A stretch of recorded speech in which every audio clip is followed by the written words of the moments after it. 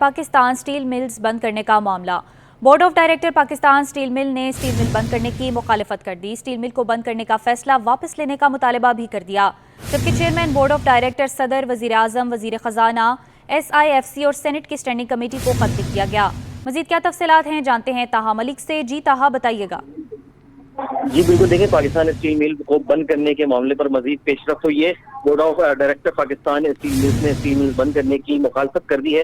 Chairman board of director عامر ممتاز نے steel مل کو بند کرنے کا فیصلہ واپس لینے کا بھی مطالبہ کر دیا، جبکہ صدر پاکستان، وزیر اعظم، وزیر خزانہ، ISFC اور سینٹ کی اسٹینڈنگ کمیٹی کو خط لکھ دیا۔ خط میں اسٹیل مل بند کرنے کے فیصلے کی اجلت کے حوالے سے بتایا گیا ہے، جبکہ اسٹیل مل بند کرنے سے سنگین معاشی اور سماجی نتائج برآمد ہوں گے، یہ کہنا ہے چیئرمین بورڈ آف ڈائریکٹر کا، جبکہ اسٹیل مل بند کرنے سے مزید مایوسی بھی پیدا ہو سکتی ہے۔ اسٹیل مل بند کرنے کا فیصلہ واپس لے کر ایک مثبت منصوبہ تیار کیا جانا چاہیے، جس کے تحت اسٹیل ملز کو آگے چلایا جا سکے۔ وفاقی کابینہ کو اسٹیل مل کے معاملے پر بیمار مشورہ بھی دیا گیا ہے، چیئرمین بورڈ آف ڈائریکٹر کا کہنا ہے، اور مزید ان کا یہ کہنا ہے کہ صنعت اور معاشی ماہرین کے ساتھ مشاورت کو نظر انداز کیا گیا ہے۔ Board of Pakistan steel mills کی جانب سے پیش کردہ تجاویز کو بھی نظر انداز کیا گیا ہے، اور انہی تمام چیزوں کو بنیاد بنا کر کے انہوں نے جو ہے وہ جو فیصلہ ہے اس کو واپس لینے کا مطالبہ کیا ہے حکومت سے، اور حکومت کے تحقیقی صنعت کے ماہرین اور ملازمین سمیت مختلف اسٹیک ہولڈرز کو تشویش ہے کہ فیصلہ سازی کے عمل میں شفافیت اور مشاورت کی فقدان پر انہوں نے تشویش کا بھی اظہار کیا ہے۔ ساتھ ہی اسٹیل مل کو بند کرنے سے سالانہ اخراجات کم کرنے کا بھی جو ہے چیئرمین بورڈ آف ڈائریکٹر نے کہا ہے کہ اسٹیل مل کو بند کرنے سے سالانہ اخراجات جو ہے وہ کم ہو سکتے ہیں، جبکہ 90% نقصانات اور مالیات اور یا پھر واجبات پر سود کے چارجز کی وجہ سے ہیں، اور اگر اس کو کم کر لیا جائے تو یہ تمام تر معاملات جو ہیں وہ ختم ہو سکتے ہیں۔ ساتھ ہی انہوں نے یہ بھی کہا ہے کہ حکومت بند کرنے اور ختم کرنے کی جواز کیسے دے سکتی ہے۔ حکومت کو چاہیے کہ اسٹیل مل کو بہتر کر کے اس کے معاملات کو مزید بہتر بنایا جائے، تاکہ جو لاکھوں لوگوں کا روزگار جڑا ہے وہ روزگار بحال رہے۔ جی روزگار بحال رہے۔ طاہا ملک، بہت شکریہ آپ کا۔ پاکستان سٹاک ایکسچینج تاریخ کی بلند ترین سطح پر پہنچ گئی۔ 100 انڈیکس میں 401 پوائنٹس کا اضافہ ہوا۔ انڈیکس 81,560 کی سطح پر ٹریڈ کرنے لگا۔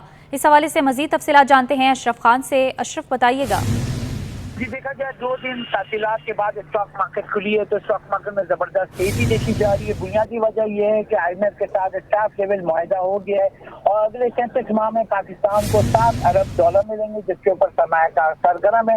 شیئر کی خریداری دیکھی جا رہی ہے، اور کاروبار کے دوران اپڈیٹ کروں کہ 525 پوائنٹ کا اضافہ ہوا ہے، اور 100 انڈیکس ملکی تاریخ میں پہلی بار 81,682 کی بلند ترین سطح تک ٹریڈ ہوا ہے۔ معاشی ماہرین کا کہنا ہے کہ اہم معاشی عدد و شمار آنے ہیں، اور اس کے بعد جو ہے مزید تیزی دیکھی جا سکے گی۔ جی اشرف، بہت شکریہ آپ کا۔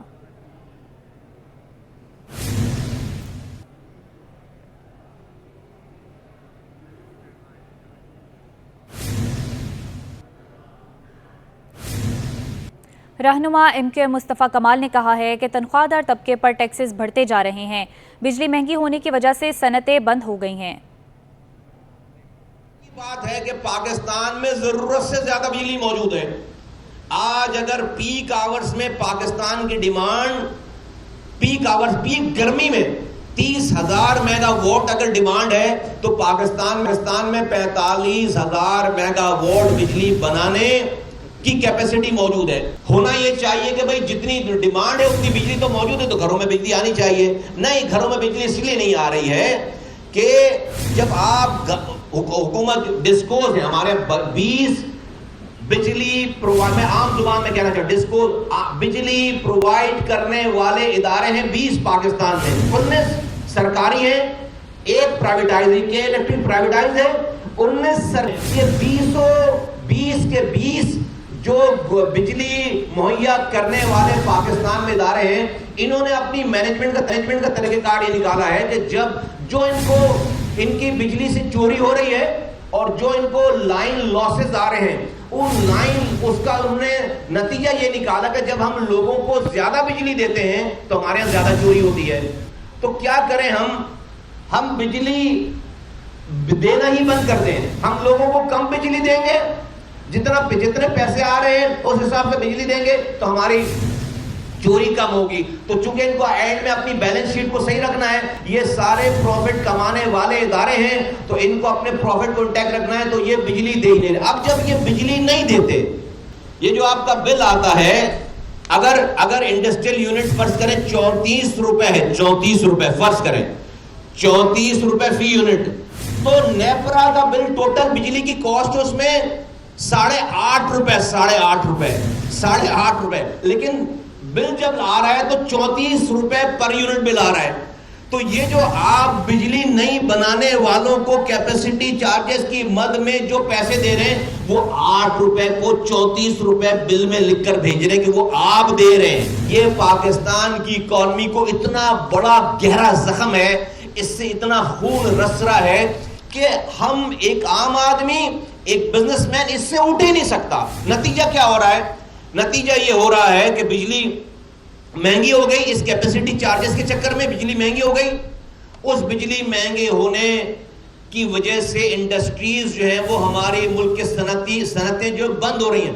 ایکسپورٹرز بتا رہے ہیں جو کہ چیزوں کو بھیج کر ڈالر لاتے ہیں اور اپنے ایمپلائمنٹ دیتے ہیں, پاکستان کی اکانومی کو سب سے بڑی سپورٹ دیتے ہیں, وہ کہہ رہے ہیں 25% کمپنیز انڈسٹریز بند ہو چکی ہے. 25%. یہ کسی بھی دہشت گردی سے بڑا مسئلہ ہے, یہ کسی بھی نیشنل سیکیورٹی سے بڑا مسئلہ ہے.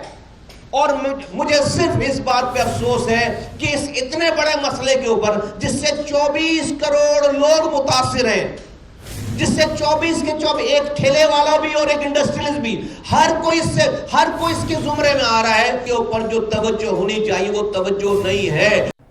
کراچی میں بادلوں کے ساتھ حبس کی صورتحال برقرار ہے. کم سے کم درجہ حرارت 32.5 ڈگری ریکارڈ, جبکہ آج زیادہ سے زیادہ درجہ حرارت 39 ڈگری سینٹی گریڈ رہنے کا امکان ہے. محکمہ موسمیات کے مطابق گزشتہ رات ماہ جولائی کی گرم ترین رات ریکارڈ ہوئی. ہوا میں نمی کا تناسب 75% ریکارڈ کیا گیا. گرمی کی شدت 40 ڈگری تک محسوس کی جا رہی ہے. شہر میں سمندری ہوائیں بند ہونے سے گرمی اور حبس کی شدت زیادہ محسوس ہو رہی ہے, جبکہ چیف میٹرولوجسٹ سردار سرفراز کے مطابق آج سے شہر میں مونسون ہواؤں کا ایک اور سپیل داخل ہوگا. شام میں سمندری ہوائیں بحال ہونے کا امکان ہے, جس کے سبب 20 جولائی سے شہر قائد میں تیز بارشیں متوقع ہیں. ایئر کوالٹی انڈیکس کے مطابق شہر کا فضائی معیار بہتر ہے. دنیا کے آلودہ ترین شہروں میں کراچی 27ویں نمبر پر موجود, جبکہ پاکستان کے آلودہ ترین شہروں میں کراچی 4تھے نمبر پر آ گیا. ہوا میں آلودہ ذرات کی مقدار 68 پارٹیکولیٹ میٹرز ریکارڈ کی جا رہی ہے.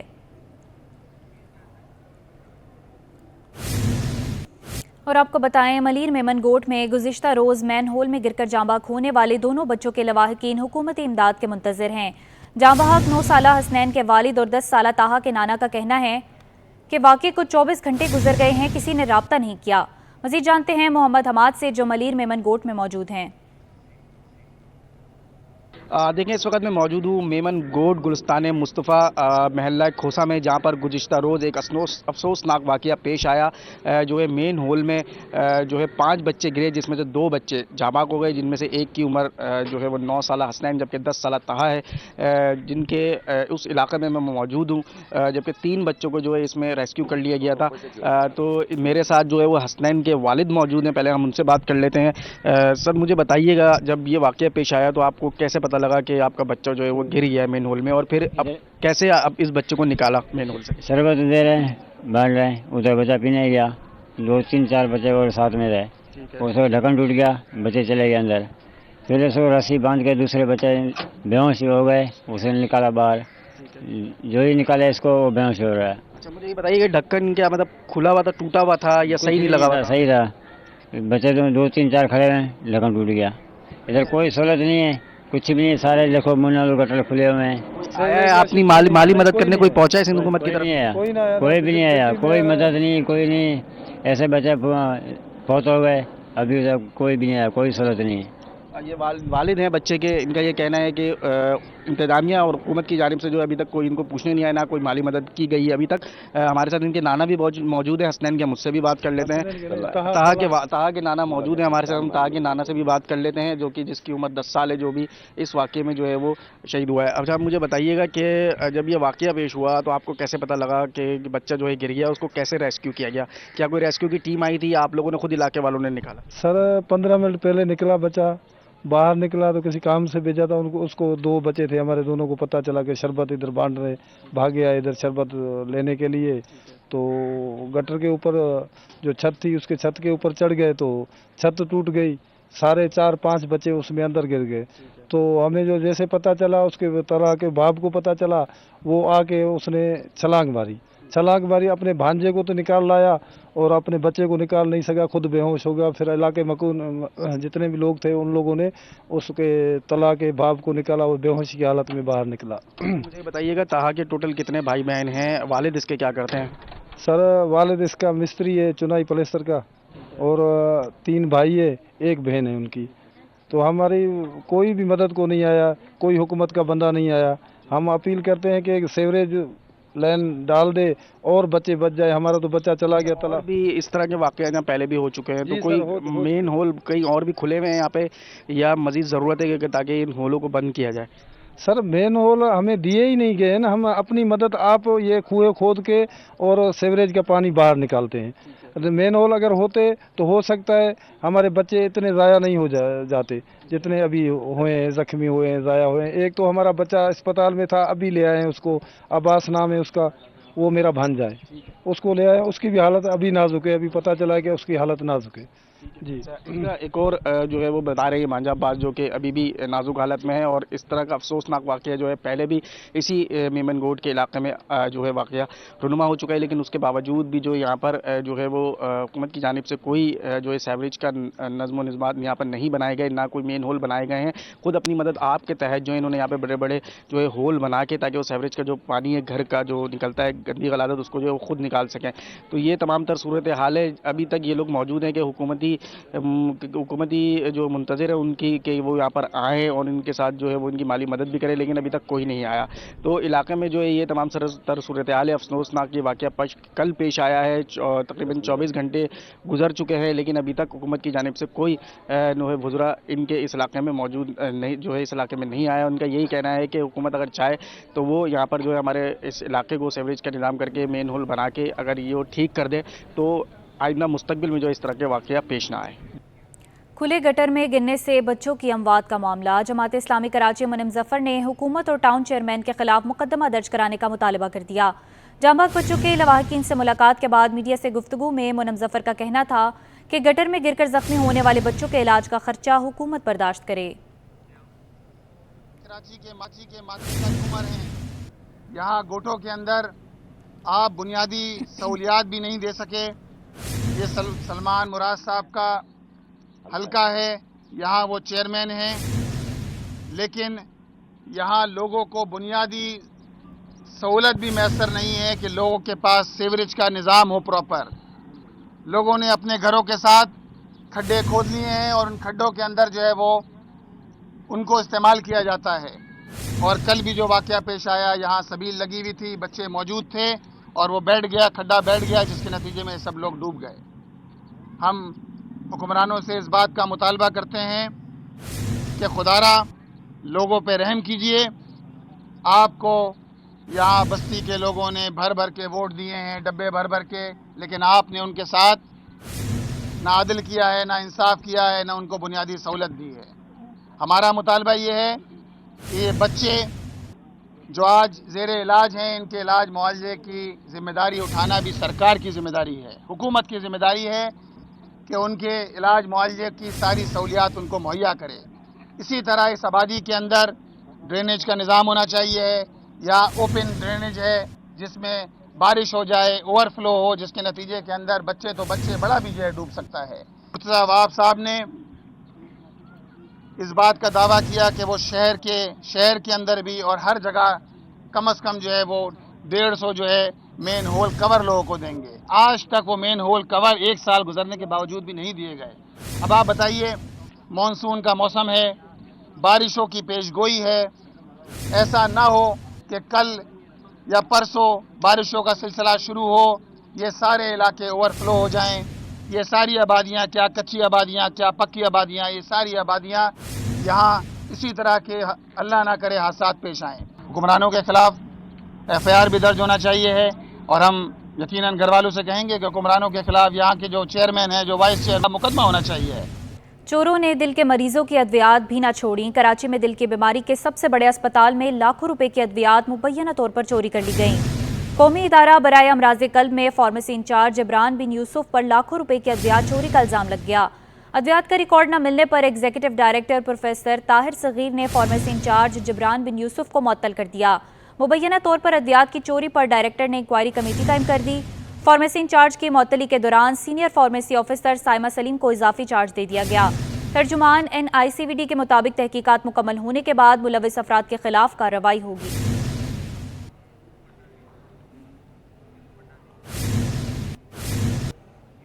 شہری ہوابازی کے کینیڈین محکمے کی جناح انٹرنیشنل ایئرپورٹ کراچی کے ایویشن سیکیورٹی اسیسمنٹ کی کامیاب تکمیل۔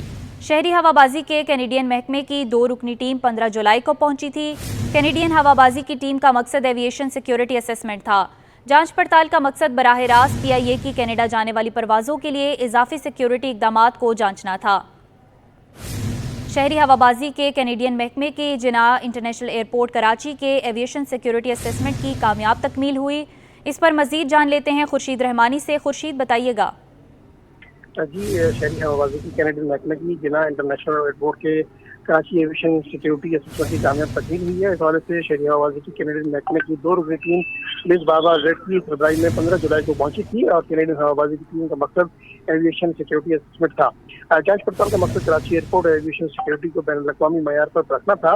اس حوالے سے ایئر سیفٹی سیکیورٹی کا یہ کہنا تھا کہ جانچ پڑتال کا مقصد براہ راست کینیڈا جانے والی پروازوں کے لیے اضافی سیکیورٹی کے اقدامات کا جائزہ لینا تھا۔ ایسے کا ترجمان کا مطلب کہنا ہے کہ ایویشن سیکیورٹی اسسمنٹ ٹیم نے ایئرپورٹ کے سیکیورٹی انتظامات کا عملی جائزہ لینے کے لیے کراچی ایئرپورٹ کا دورہ بھی کیا تھا۔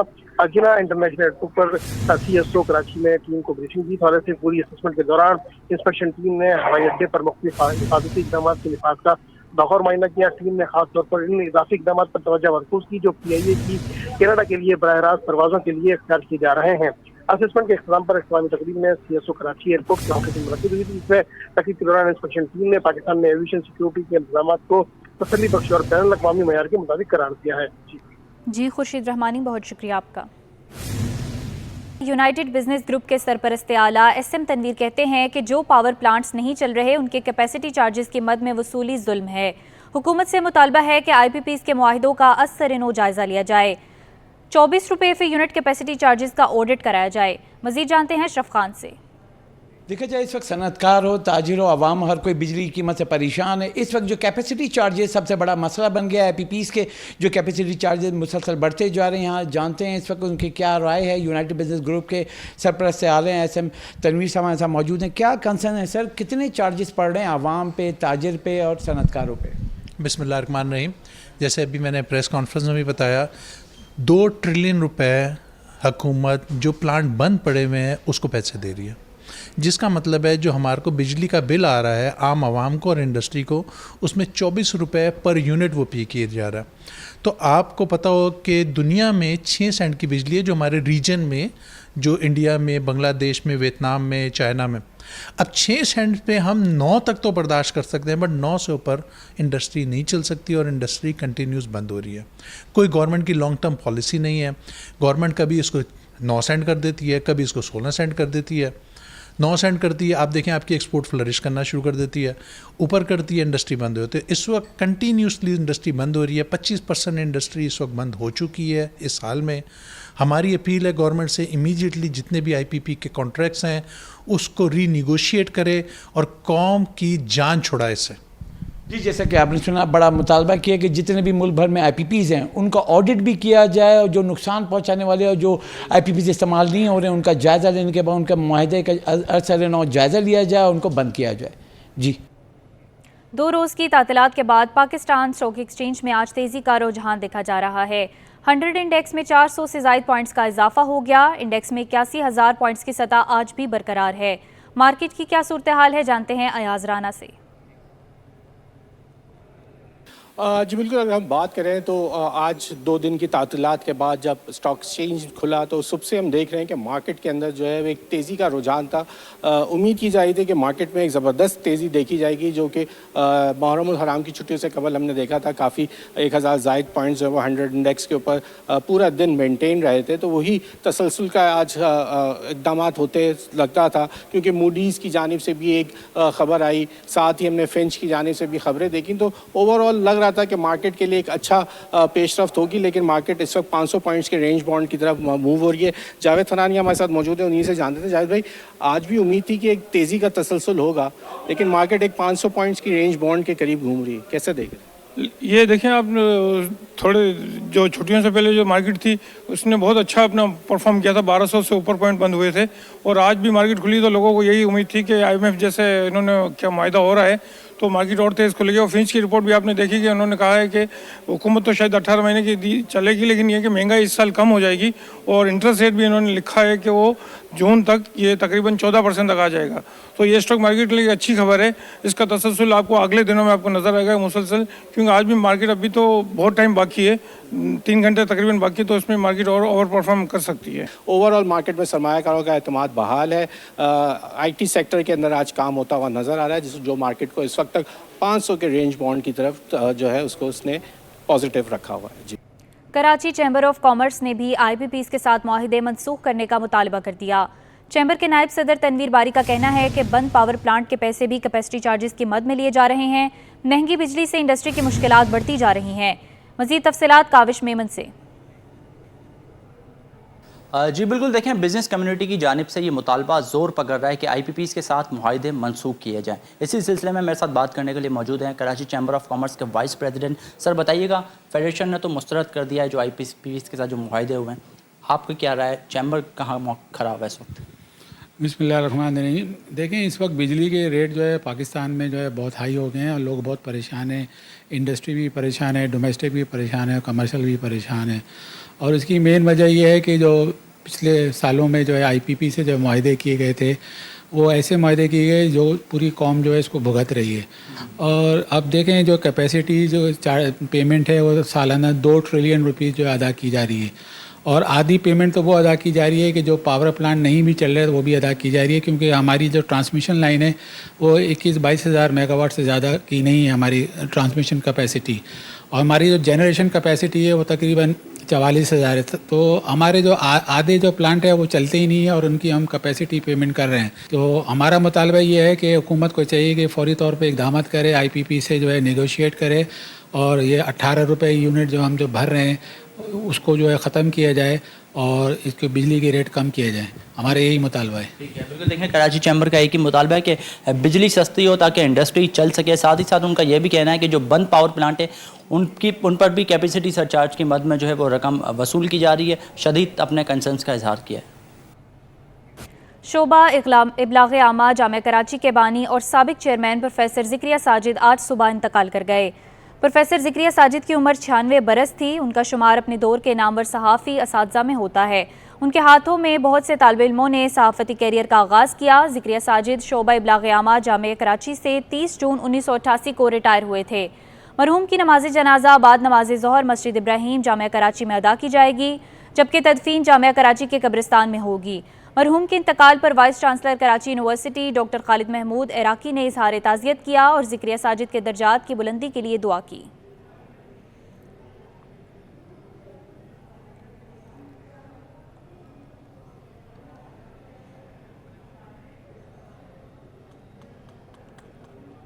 شعبہ ابلاغ عامہ جامعہ کراچی کے بانی اور سابق چیئرمین پروفیسر ذکریہ ساجد آج صبح انتقال کر گئے. پروفیسر ذکریہ ساجد کی عمر 96 برس تھی. ان کا شمار اپنے دور کے نامور صحافی اساتذہ میں ہوتا ہے. ان کے ہاتھوں میں بہت سے طالب علموں نے صحافتی کیریئر کا آغاز بھی کیا. کوزے میں سمندر کو بند کرنا تو آپ نے سنا ہوگا، لیکن درخت کو گملے میں بند کر دینا بھی کمال کا فن ہے. جی ہاں، جاپانیوں نے ایسا ہی کر کے دکھایا ہے. بونسائی ایک جاپانی فن ہے جس میں درختوں کو اس طرح اگایا جاتا ہے کہ وہ بڑے درختوں کی طرح شکل اختیار کر لیتے ہیں، لیکن قد میں رہتے چھوٹے ہی ہیں، یعنی بونے درخت. صدیوں سے جاری اس فن کو دور جدید میں زیادہ شہرت ملی ہے. تفصیلات اس رپورٹ میں. ایک بڑا درخت گملے میں لگا ہوا دیکھنے والوں کو حیران کر دیتا ہے۔ بونسائی کا آغاز چین میں ہزاروں سال سے پہلے ہوا، جہاں اسے پینجنگ کہا جاتا تھا۔ جاپان میں اس فن کو مزید بہتر بنایا گیا۔ بونسائی کے لیے مختلف درختوں کی اقسام استعمال کی جا سکتی ہے، جیسے جمپر، پائن، میپل اور پھولدار درخت جیسے چیری اور ازالیا۔ درخت کی قسم کا انتخاب اکثر موسم اور مطلوبہ ماحول پر منحصر ہوتا ہے، یوں ہی تیار نہیں ہوتا۔ اس کے لیے مسلسل ریاضت اور سخت محنت درکار ہوتی ہے، جیسے تراشنا، تار لگانا اور دوبارہ گملے میں لگانا۔ یہ تکنیکیں درخت کی نشو و نما اور شکل کو کنٹرول کرتی ہیں۔ بونسائی ایک فن ہے۔ ہر درخت کو ایک خاص شکل دینے کے لیے کاشتکار اسے اس طرح ڈیزائن کرتے ہیں کہ وہ قدرتی مناظر کی عکاسی کریں یا سکون اور خوبصورتی کا احساس دلائیں۔ بونسائی فن اور باغبانی کا امتزاج ہے، جس کے لیے صبر، مہارت اور فطرت کی گہری تعریف کی ضرورت ہوتی ہے۔ اس فن کی ایک قدیم تاریخ ہے اور یہ دنیا بھر میں ایک مقبول اور قابل احترام فن کی شکل میں جاری ہے۔